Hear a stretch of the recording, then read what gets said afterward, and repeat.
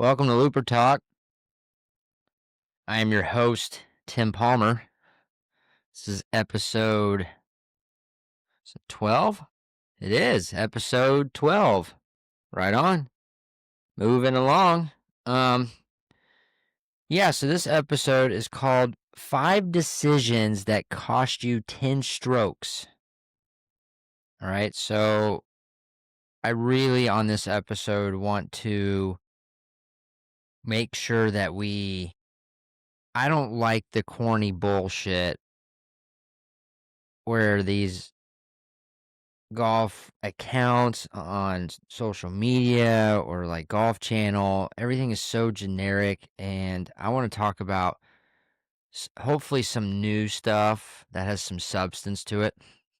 Now, again, I'm not saying what I'm going to tell you is going to be, maybe it'll sing to you, maybe it won't. Some people it will, some people it won't, but maybe I can change the pace up a little bit. Excuse me. So, my son, I have this ball thing.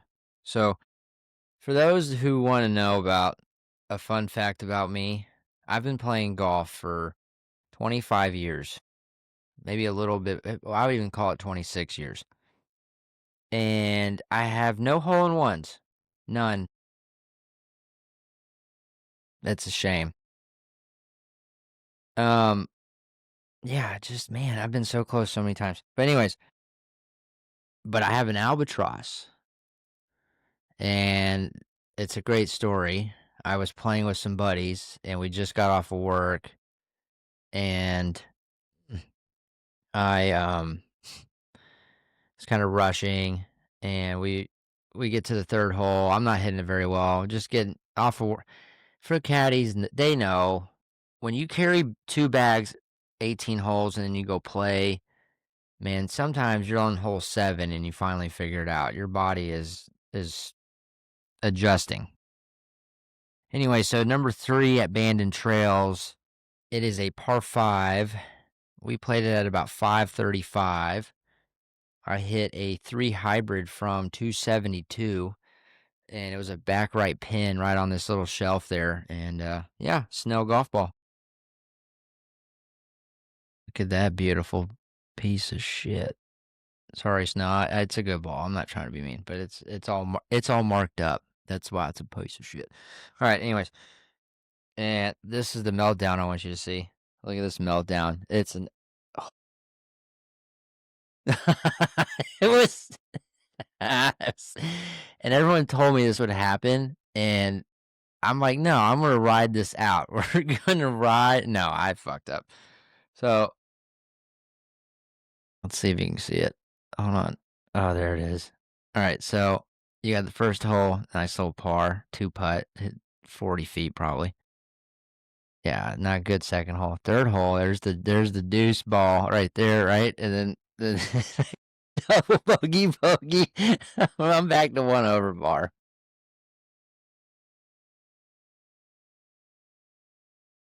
Oh, for those who know golf, man, it is what it is. Yeah, I kept the scorecard. I should have had my boy or yeah, the boys sign it. I never did. I think I played with for the Bandon caddies. It was, I know one of the guys was kind of new. I don't know his name. I think his name was Josh. Taller dude, glasses. He was really nice. And then I had Charlie Stankiewicz and Kyle Grant. Yeah, that was fun. They're good golfers, really good golfers. So, all right. So, 5 decisions that will cost you 10 strokes. Now, I'm going to go ahead and talk about the golf stuff, and then we're going to get into maybe some mental stuff, and then we can talk about some other stuff maybe as well, and I'll explain why this will help. We've already talked about this in a previous podcast about strategy, and I think strategy, if obviously we have good strategy, we're going to lose strokes. That's common sense. So, the tee shot management stuff we talked about, um, I want to talk about some scenarios involving tee shot management and how that could save you 10 strokes. So let's talk about maybe different situations you'll face on the golf course potentially. One would be the obvious one. If the driver's not working, what do you do? Okay. Now, the simple choice would be 3 wood, but I think what we can actually do is two things. One, we could go the 3 wood route and just work our way down the bag, or on the driving range. Now, not I think not during the round. I think obviously we're not on the driving range. What I'm saying is at some point in your golf career, you need to figure out how to troubleshoot the driver. And what I mean by that is you need to find a fairway finder, okay, that will help keep it in play. And that's where I talked about in a previous podcast where you find a shot shape and you pick a target, because those are very primitive, basic thoughts, but this is the science behind it. So if you can develop a consistent shot shape, and what I mean by this is I don't care if it slices 70 yards or if it hooks 50 yards, whatever. If you are able to repeat a shot, this is the two things will happen. One, you have confidence knowing that something is going to happen in front of you. In essence, you have control over it, and that's what you want in golf. The more control you have, the easier it is to lower scores. And then two, if I have predictability and know that the shot's going to do a certain shape, then I eliminate one side of the golf course. And if I can eliminate one side of the golf course, I'm only dealing with half of the trouble most people are. So there you go. And you're simplifying your game without having to change your swing. And some tips on how to find a fairway finder on the driving range would be change up your tee heights, tee it up low, tee it up high, start aiming differently. And if none of those work, I recommend going to get a lesson from somebody and really figuring out how to fix your swing. I know that sounds kind of to the point, but I think a basic lesson, a quick 20, 30-minute lesson, and specifically tell them what you're looking for. See, and the thing when you go to this lesson is you don't have to sit there and do what they're saying. You're just trying to grasp an idea. Yeah, with tee shot management, I think that's a huge decision that we have to make to save these strokes, because without getting the ball in play off the tee, it's like the offensive line. We're screwed from the get-go, right? So now let's move on to the second part of the golfing decision, what you would do on the course, because everything everything else it's very simple. Putting, okay? Now you can include, yes, you need a good short game. I don't think it's necessary to have a good short game. I think you can always argue that you could be a good iron player and hit a bunch of greens in reg and keep it near the green. Because Colin Morikawa is a good example of that. So I think they both come away hand in hand. Sometimes you'll hit good iron shots and sometimes you'll get up and down. It's the same concept. But I think if you were to say, okay, what could I do besides chipping or besides hitting good tee shots and putting? Yes, I would throw short game in there. But anyways, so putting. Okay, this is your two scenarios that you have to master every single time. I don't care where you're at, what you're doing. This is what you have to master. When you're outside of 5 feet, you need to two putt every time. From 7 feet all the way to 50 feet, it needs to be a two putt every single time. I know that it's brutal, but I think that saves people tons of strokes, especially if you're high handicappers. You need to two putt from everywhere. And if you're doing that, you're gonna play well that day. Okay. Second thing, you need to be 100% from 5 feet and in. That just has to happen. Give yourself 2 footers and in. I don't think those are necessary, but 3 to 5 feet, yes, you need to be those need to go in those are free throws every single time. Again, if you're 90%, great. I'm not gonna argue. I would not be mad at myself there, but you need to strive for 100% on 5 feet and in. You have to. You miss those, it's like having no gas in the engine. Yeah, you need to make those. So with putting, it's very simple. 2 putt, inside of 5 feet, 1 putt. You will save you will save yourself a ton. And again, a good reminder about putting is when it comes to technique and it comes to a lot of this structure and you hear stuff on YouTube. Again, I emphasize people and I encourage people that you should go learn on your own, figure it out on your own, learn from multiple people. That is how we as golfers evolve, and that's how we figure out what we want, is because things I tell you, they'll register for some people and they'll not register for some, and therefore they have to maybe find somebody else that will express it in a different manner that will give them the insight of, oh, okay, that makes sense. Which is why I highly encourage every golfer to experiment, one, and two, learn stuff from multiple people. Okay, so now that we're done with the golf portion, let's talk about something I think all of us could work on. And I think this saves a lot of strokes and for particular situations. And so I'll so what it is, it's expectations. And it's expectations beforehand. What and how we can manage these expectations is the goals that we set.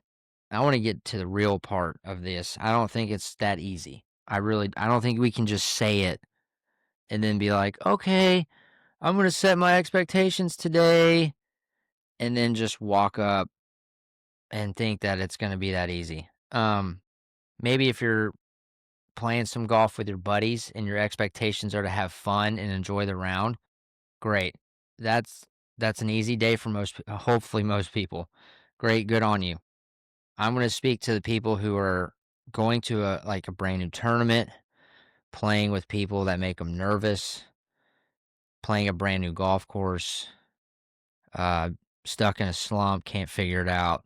There's a lot of holes that we can end up in the golf world, and I think some of these holes that we end up in, they come from expectations.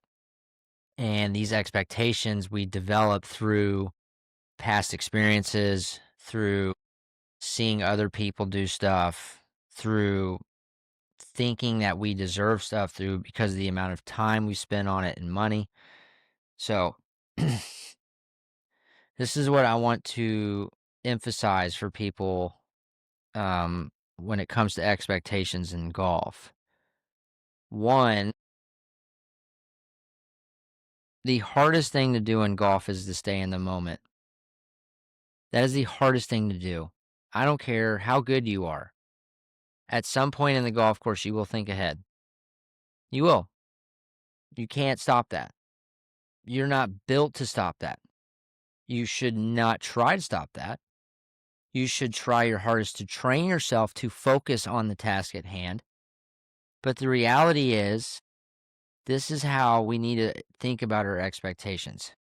We need to be honest with ourselves, and we need to understand that we are human beings and that we will fail. And we will fail multiple times in this golf round. And the expectation that we need to have is not how we perform. It's how we need to learn how to expect how we behave and how we handle adversity. So we need to change our expectations in terms of what we're expecting. Because if you're going to go to a round and expect things to work out well, you are going to be so disappointed that your emotions are going to be hard to manage. Okay, so I think as amateurs, even professionals, we need to understand that a golf round, if we are going to put expectations on a golf round, which I'm okay with, we need to learn or we need to expect things and put these expectations on things we can control, not like outcomes of the round.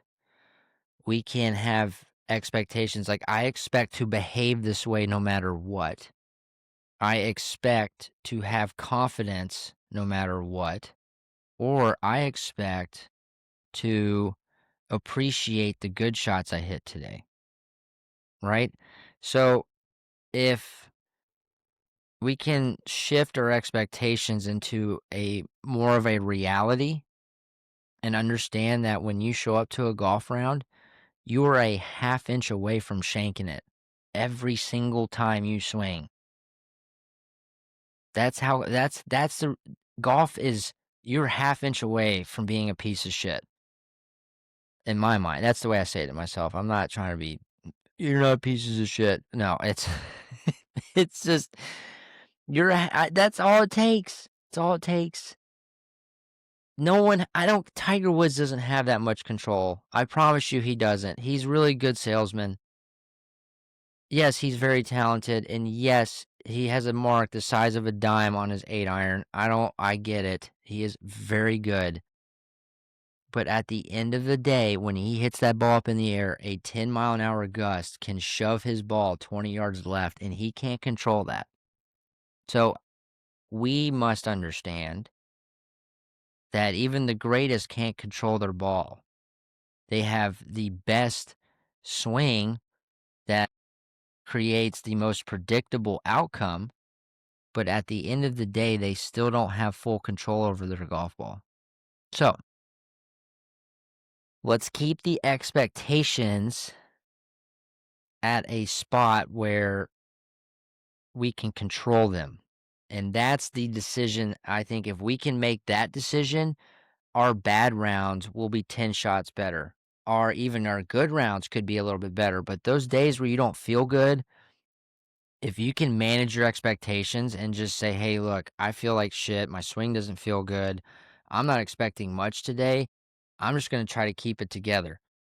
There you go. Great. There's a good expectation there. That simple decision there, that could save you from going in at some dark hole where you end up God knows what, right? We've all been there. So I think and I feel kind of preachy in a way because this is something I have to work on. And those who know me and play with me would say, yes, agreed 100%. I am not the best at this. So I am speaking from a place of somewhere where I know this because I've failed at it so many times because I am the worst. I will show up at a golf course thinking I can shoot 62 at it, and that is the attitude you cannot have. Trust me, the 62s have to come to you, my friend. You don't go to them. They come to you. You play golf. Okay. So, let's talk about golf course management. And I don't want to talk and again, this is what I was talking about earlier. No, this is not yeah, so when it's a dogleg left, you want to aim on the left side of the tee box. No, we're not doing this. I want to talk about real, like, what is exactly going to, what decisions will save you on the course 10 shots in terms of management, right? Okay, so to me, it's about making the correct decision at the moment that you're there. And I know that's a very obvious thought, but here's my example. So you have a tournament and you're playing a practice round. It's a nice day, never seen the course before, and you show up the next morning you show up and it is pouring rain. So you get canceled, then you show up the next day and it's changed to a 2-day tournament. All the tees have moved up. You're playing different tee boxes and everything is super wet. They said they got the course ready. Okay. So now you have a scorecard and a scorebook, or scorebook. You have a yardage book, scorecard, and in the holder. Pull it out of their back pocket, flip it up, and you, I do it too. I know. I would almost throw that away. Keep the yardage book fine, but your notes are shit.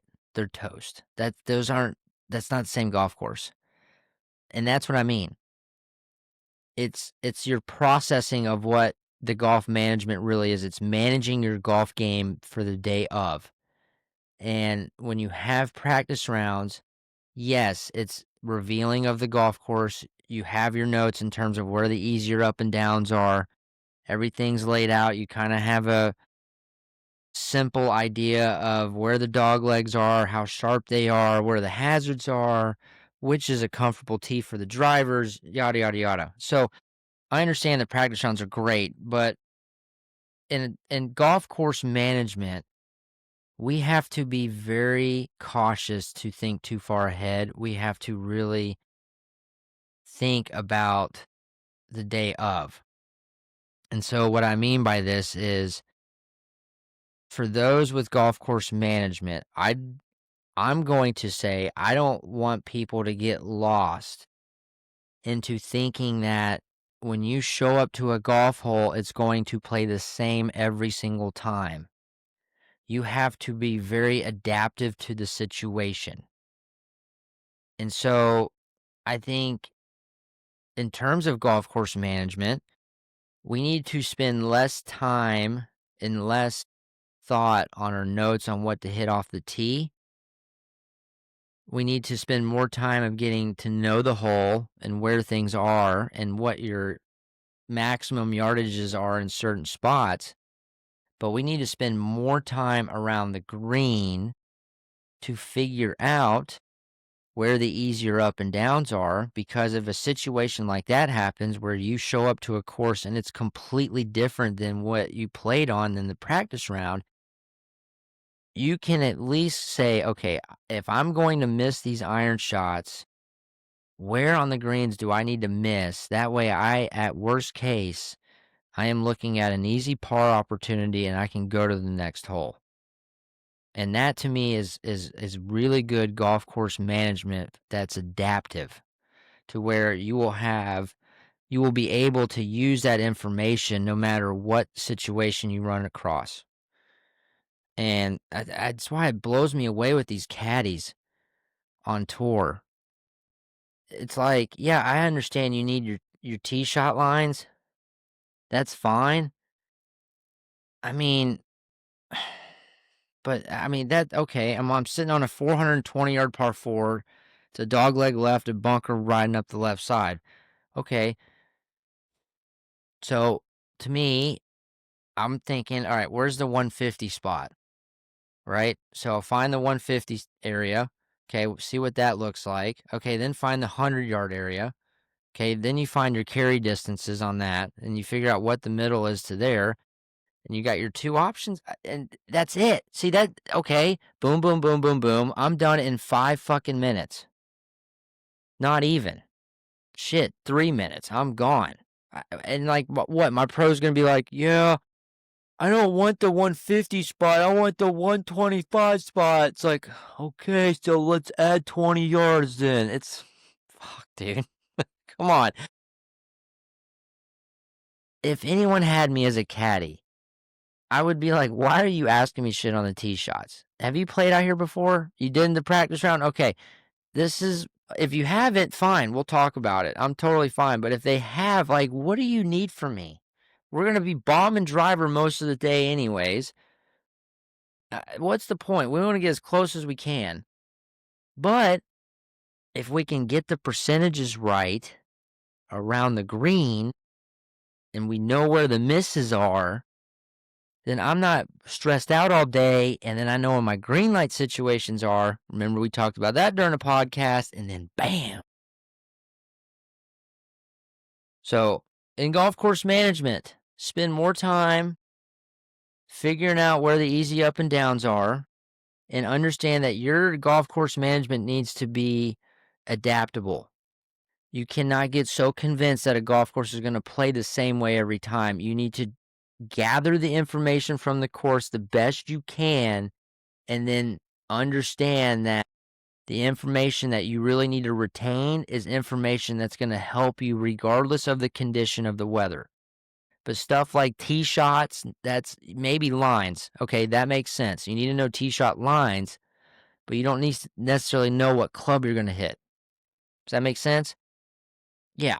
Tee shot lines, distances, that's fine, but that's it. That shouldn't take you very long. Get around the green, find your easy up and downs. I'm telling you. Then you know where to miss. Golf is a game of good misses. Trust me. All right. Now, for the last one that's kind of shitty and people are not going to like it, but well, it's not like I'm controversial. It's more like, "Oh, wow, okay." But it helped me even though I'm 5'8" on a good day and like buck 50. It's all I can do to get my swing speed over 115. I have my days where I can be up to 118, but man, that's really pumping it for me. I'm usually between 112 to 115. Ball speed 162 to 170. Yeah, I'm trying my hardest, but so the point is, I think what would really help people, maybe not pros because they already do this, low handicappers obviously, but for your mid to high handicappers, this would help a ton. You need to do something outside of golf that's exercise because the more fit you are, the further you hit the ball, the easier the game is. I'm not sitting here going to preach like you have to do a speed training workout or you have to do certain movements. I think you can do whatever the fuck you want. I just think if you want to actually be a better golfer, you need to be somewhat of an athlete. And I'm not saying you have to be athletic in terms of hand-eye coordination. I think everyone can develop a body with the right discipline that can create speed in the golf swing. So, if you can develop more speed in your golf swing, you'll notice that the game becomes way easier. It really does. And if you're not trying to make money on tour, don't move back, play from the same tee. Start out driving these mugs, dude. Like, who cares? Oh, you have to move back a tee. Fuck you. I'm not. We're playing the same box. I'm putting in the work to hit it further than you. You can either eat my distance and you can start working or enjoy the show. Right? So I think it's hard to do. It's annoying. No one wants to go to the gym, especially after a long day of work and you got kids. So I get it, but it helps.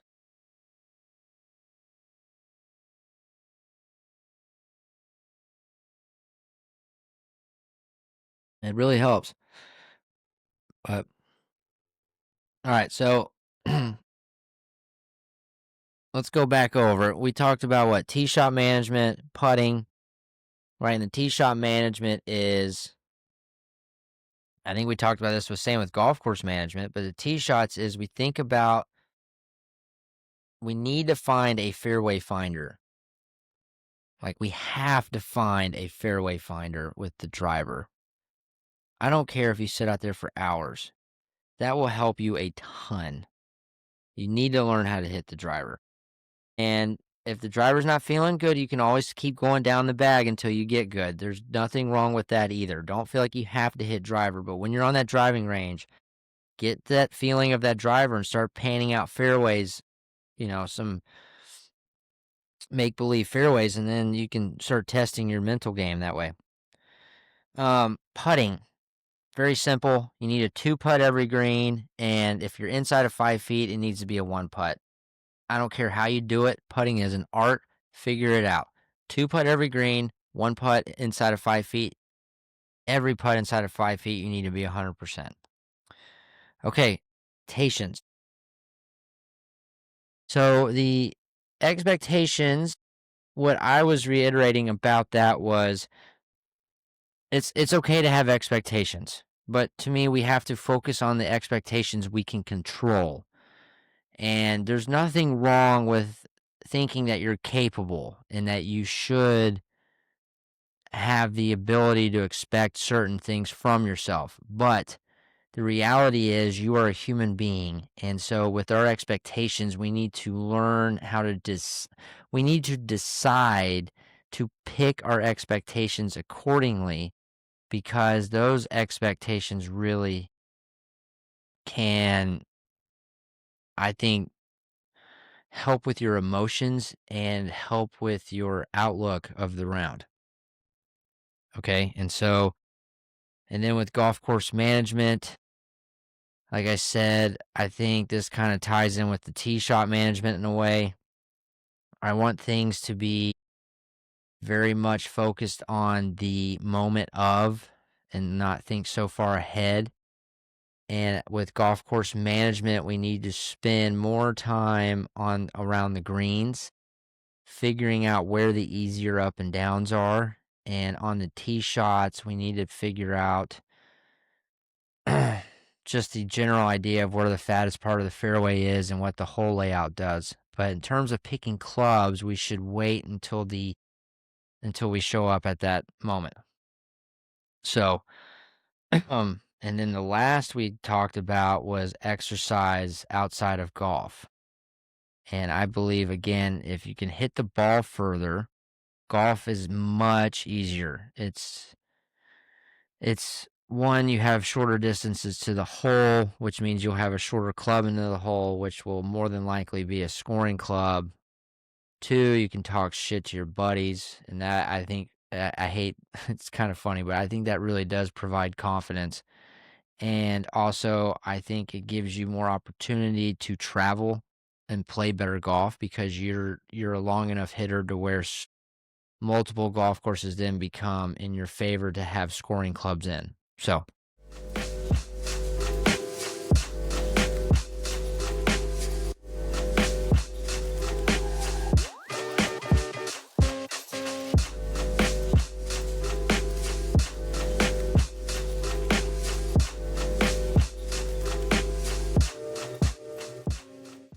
yeah, that's it for me. Yeah, 5 decisions that cost you 10 strokes. Right on. I'm going to try to do a podcast here soon where I tie in some golf stuff with life, and we'll maybe do something that's not so golfy. I'm going to try to get some guests on here soon, see how that goes.